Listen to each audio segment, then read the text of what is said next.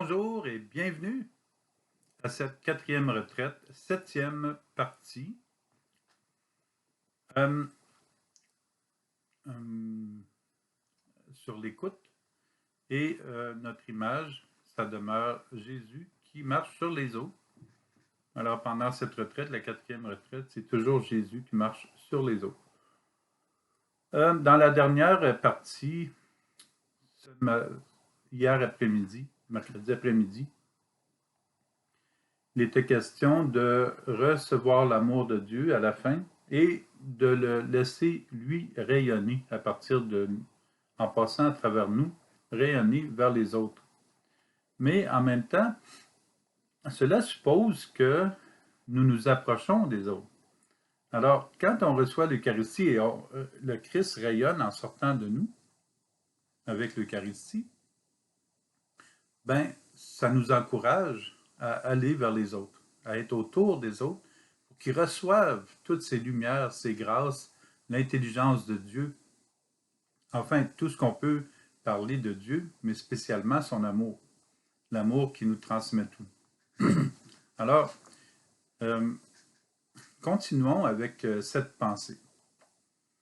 Jésus dit aux 12 apôtres réunis, « Allez plutôt vers les brebis perdues de la maison d'Israël.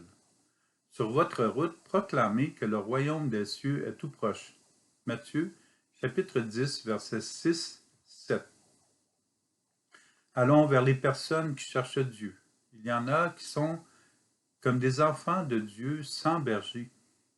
Tous les baptisés ou non sont en recherche pour découvrir la foi en eux, pour découvrir l'amour de Dieu en eux. Proclamons que le royaume de Dieu est proche, que le salut est arrivé, que Jésus est la bonne nouvelle et qu'il rassemble son peuple pour la joie éternelle. Jean nous invite à la prudence lorsqu'il vient le temps de choisir Dieu. Nous avons le choix de suivre le Christ ou une autre route. Il nous parle de gens qui étaient avec les apôtres, mais qui ne sont plus avec eux. Ils sont sortis chez nous, mais ils n'étaient pas des nôtres. S'ils avaient été des nôtres, ils seraient demeurés avec nous. Première lettre de Jean, chapitre 2, verset 19. Parfois, même dans nos églises, il peut y avoir des personnes qui ne sont pas avec nous, c'est-à-dire qui suivent une autre doctrine que celle de Jésus-Christ.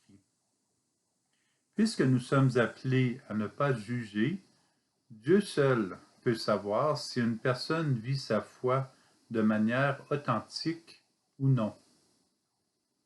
Nous pouvons tout de même nous poser cette question. Est-ce que la personne suit l'amour de Dieu et est-ce qu'elle laisse l'Esprit Saint œuvrer dans sa vie? Sinon, voilà de très belles occasions de prier pour elle. Nous avons autour de nous, dans l'Église, un endroit idéal pour nous pratiquer à observer et à être à l'écoute de la foi des autres, puisque nous sommes près des autres. Le rassemblement est très important pour ça, être près des autres. Comme on dit, nous devons sentir la brebis. Alors, quand on est près des gens, là, l'amour de Dieu peut circuler en passant à travers nous vers eux, vers ces personnes. Jean, il connaît Jésus. Il dit, le Verbe était la vraie lumière qui éclaire tout homme en venant dans le monde. Il était dans le monde, et le monde était venu par lui à l'existence. Mais le monde ne l'a pas reconnu.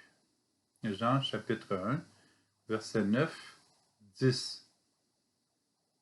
Jésus est la vraie lumière, mais il y a des personnes qui ne le connaissent pas. Or, comment nous assurer que ces personnes ne nous conduisent pas dans une autre direction ailleurs que dans la lumière du Christ? Soyons aussi prudents pour nous-mêmes, car ces personnes peuvent nous conduire hors route. Laissons la grâce de Dieu nous envahir comme elle a couvert Marie et la garder totalement pure et sans péché. Que la grâce, tout comme la parole et l'Eucharistie, nous transforme chaque jour afin de devenir image de Dieu dans le monde et pour le monde. Décidons personnellement de vivre l'amour, la paix, la vérité, la vie que le Christ nous transmet et d'avancer librement sur la voie où il nous conduit. Offrir notre vie à Dieu, c'est la réponse qu'il souhaite. De cette manière, il peut combler les personnes. Puis, invitons les personnes à se laisser aimer et à ouvrir leur cœur à la présence de Dieu. Invitons-les à donner leur vie à Dieu. Disons-leur que son amour est gratuit et parfait. Dieu nous a fait le don de sa vie et il attend de nous la réponse à son amour.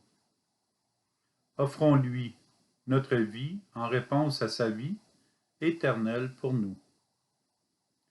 Offrons l'amour en réponse à son amour. Observons aussi les fruits que l'Esprit Saint transmet aux personnes et nous découvrirons Dieu présent en elles. Le vrai disciple est au milieu du monde comme un phare qui attire à la conversion. Il est aussi celui qui est à l'écoute du cœur humain. Alors, premièrement, un phare où la lumière de Dieu passe à travers nous pour toucher le cœur des autres. Et en même temps, être à l'écoute du cœur. Il aide l'autre à se dire et à partager ses souffrances. Il aide ainsi à trouver ses réponses. Il est nécessaire cependant qu'il se retienne d'élaborer sur ses propres expériences difficiles pour ne pas bloquer l'ouverture, voire le passage qui se crée en celui qui partage sa souffrance. C'est mieux de laisser parler une personne que de raconter nos histoires. Devenons conscients de ce que l'autre vit. Soyons attentifs et sensibles aux difficultés que vit la personne. Cependant, les difficultés passagères ne sont rien en comparaison avec la vie que Dieu nous offre. Dieu nous partage infiniment plus que tout ce que nous pouvons espérer. La grâce de Dieu surabonde lorsque, malgré la souffrance et les peines, nous nous accrochons à lui et nous le faisons connaître. Que la mission continue tant que les personnes ne connaissent pas Jésus. Continuons d'œuvrer. Aujourd'hui, Jésus nous dit, « Quel est votre avis? Si un homme possède 100 brebis et que l'une d'entre elles s'égare, ne va-t-il pas laisser les 99 autres dans la montagne pour partir à la recherche de la brebis égarée? » Matthieu chapitre 18, verset 12. Nous sommes invités à nous former chaque jour simplement à lire des passages ou des livres de la Bible. Certains livres contiennent très peu de pages dans la Bible. Nous recevons la parole toutes les fois où nous ouvrons la Bible, où nous allons à la messe et en d'autres occasions. Nous y sommes toujours à l'étude. Développons aussi l'habileté à transmettre la parole au peuple de notre temps. Nous pouvons l'offrir aux personnes autour de nous, puisque c'est nous qui sommes là, maintenant. C'est du lait que je vous ai donné et non de la nourriture solide. Vous n'auriez pas pu en manger, et encore maintenant, vous ne le pouvez pas. Première lettre de Paul apôtre aux Corinthiens, chapitre 3, verset 2. Paul propose de donner du lait aux nouveaux disciples et non pas de la nourriture solide. Il serait important de nous souvenir de cette recommandation qui est de première importance. Le texte de Paul est très bien pour toute personne qui veulent avancer dans la foi et la partager. Car le lait est habituellement donné au bébé, si nous comprenons bien le sens que Paul veut lui donner. Le bébé ne peut pas prendre son biberon. Le parent ne cesse d'observer et d'être à l'écoute du bébé pour bien comprendre ses besoins immédiats. Et pour le steak, nous aurons atteint un certain âge pour pouvoir le consommer. Le missionnaire va toujours donner du lait et non pas du steak à toutes les nouvelles personnes qu'il rencontre, parce qu'il ne connaît rien de ces personnes. Cela permet de vérifier où la personne est rendue dans la foi. Si elle pratique sa foi, elle va vouloir le partager. Si la personne n'en connaît pas beaucoup sur la foi, elle va soit laisser l'évangélisateur continuer, s'il demeure simple, ou soit se refermer parce qu'il ne la rejoint pas avec des mots trop difficiles pour elle ou en essayant de la bourrer de tous les mots du dictionnaire qu'il connaît ou de toutes les histoires qu'il connaît. Il s'agit d'être attentif à ces deux pôles de réaction opposés pour nous situer devant cette personne, afin de découvrir la réelle profondeur de sa foi. Le but ultime de l'évangélisation est de garder les personnes éveillées dans la foi en leur proposant de petits pas à réaliser. Pour cela, nous devons être à l'écoute. L'écoute sera toujours la meilleure évangélisation, bien avant tout ce qu'on peut dire à quelqu'un. Pour chaque petit pas qu'une personne réalise, nous nous réjouissons. Jésus guérira ce qui ralentit les personnes d'une vie épanouie, afin que ces personnes deviennent autonomes dans la foi. Chaque mouvement contraire nous indique ce qui est à remettre à Jésus. Chaque fois que nous rencontrons une personne que nous évangélisons, nous pouvons remettre à jour ce qui est à corriger dans notre approche en général. C'est très important, après une rencontre avec une personne, de vérifier est-ce que ce que je lui ai dit, c'est ce que je voudrais entendre, hein? Mais est-ce que ce que je viens de lui dire, est-ce que ça l'a aidé, elle, cette personne-là? Est-ce que j'ai parlé d'autre chose? Est-ce que j'ai été à l'écoute pour savoir exactement ce qu'elle recherchait ou ce qu'elle avait besoin d'entendre? Est-ce que je lui ai permis de faire un petit pas? Soyons assurés que nous ne trompons jamais lorsque l'évangélisation est faite simplement avec des mots et des gestes simples. Par contre, ce qui est compliqué repousse les personnes et cela peut nuire à leur expérience de foi. Le steak se mange par la personne qui a acquis de l'expérience. Or, nous allons nourrir les personnes à la foi peu à peu, jusqu'à ce que ces personnes aient acquis de l'expérience.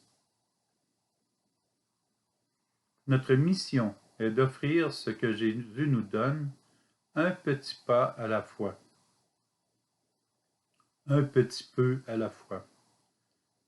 La progression de la foi est semblable. Au début, les personnes se voient dans une situation qui demande beaucoup d'efforts.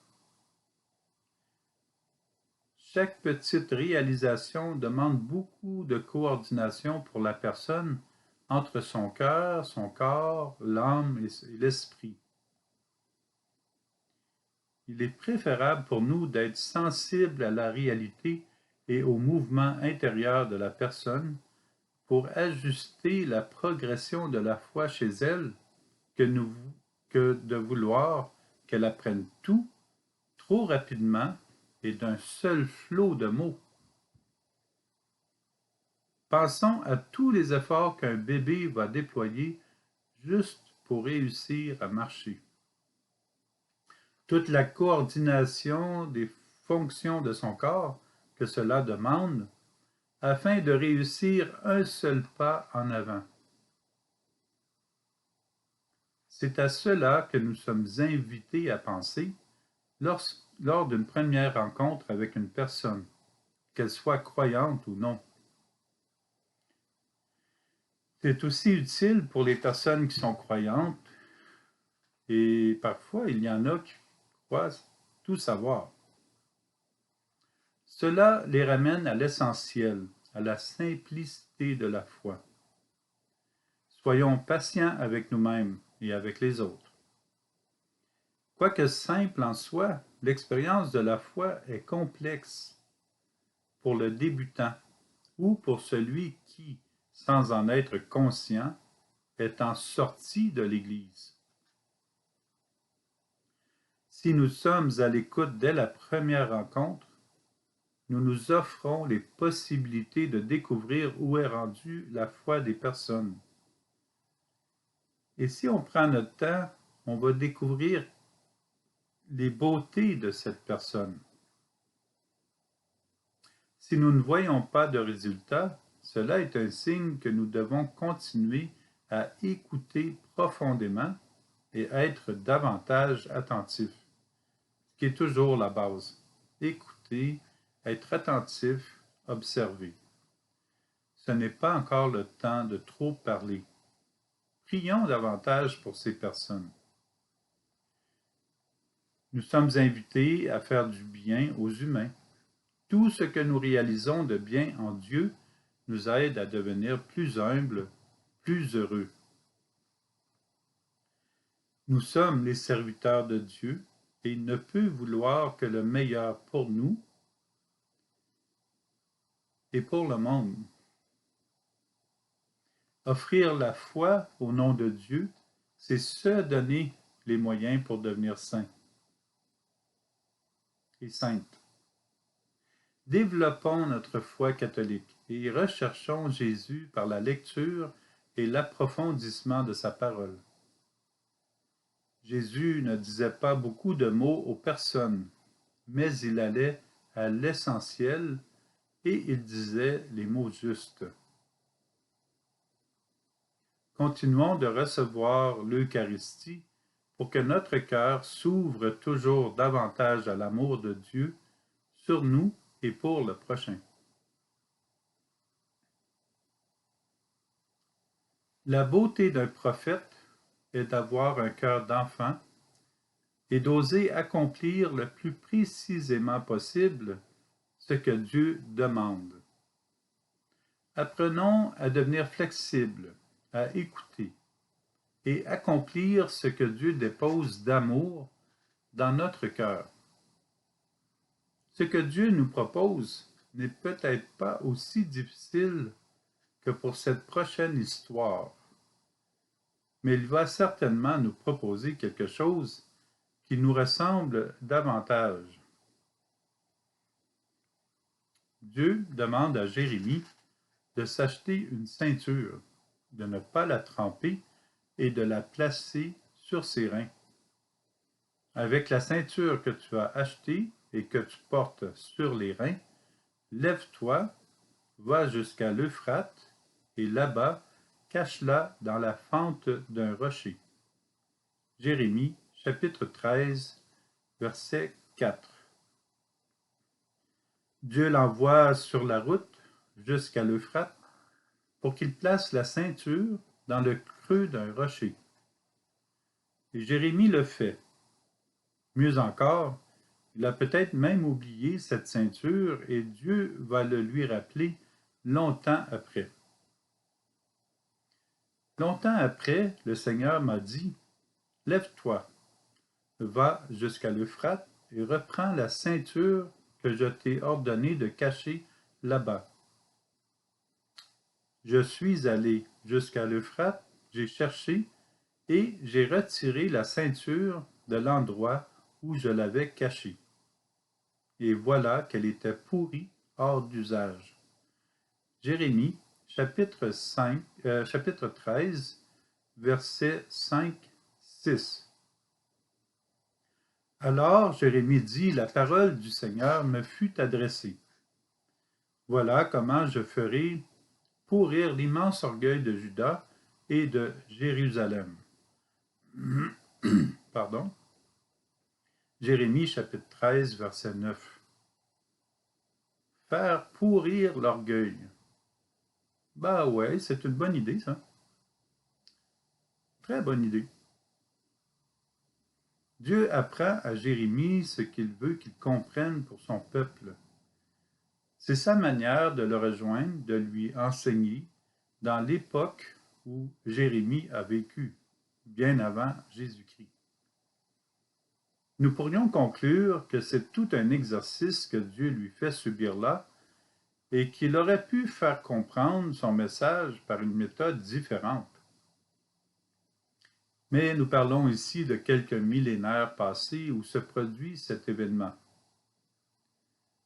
L'apprentissage était possiblement plus terrestre, plus terre à terre que nous pourrions l'imaginer. Dieu respecte la connaissance de Jérémie. L'image est un peu rugueuse, mais très intéressante. Dieu veut faire pourrir l'orgueil de Jérusalem. On le sait, l'orgueil conduit à tous les maux des habitants de la ville nommée paix. Jérusalem qui veut dire paix. Or, Dieu veut ramener le peuple de Jérusalem à une plus grande paix. Il l'invite à changer de cœur et à ne plus être orgueilleux. Dès qu'il comprendra l'enseignement du Seigneur, Dieu va l'aider en détruisant la ceinture qui étouffe. Nous sommes invités à laisser l'orgueil. Le dégagement que cela fera en nous nous permettra d'utiliser les dons et charismes que nous recevons de Dieu pour les autres. Dieu nous réconforte. Béni soit Dieu, le Père de notre Seigneur Jésus-Christ, le Père plein de tendresse, le Dieu de qui vient tout réconfort. Dans toutes nos détresses, il nous réconforte. Ainsi, nous pouvons réconforter tous ceux qui sont dans la détresse grâce au réconfort que nous recevons nous-mêmes de Dieu. Deuxième lettre de Paul aux Corinthiens, chapitre 1, versets 3, 4. Lorsqu'il y a une occasion de laisser à Jésus le soin de s'occuper de nos détresses, de nos peurs, de nos peines et de l'orgueil, Paul nous le dit, Dieu nous réconforte. Ou plutôt, nous découvrons que Dieu nous réconforte, puisque nous nous ceinturons à nouveau à son cœur.